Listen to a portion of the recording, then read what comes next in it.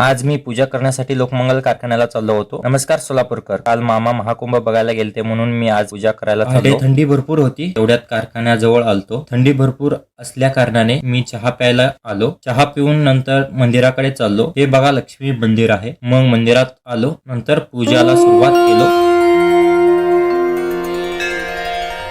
शुक्लांबरधरं विष्णुं शशिवर्णं चतुर्भुजं प्रसन्नवदनं ध्यायेत् सर्वविघ्नोपशान्तये। व्यासं वसिष्ठनप्तारं शक्तै पौत्रमकल्मषं पराशरात्मजं वन्दे शुकतातं तपोनिधिं।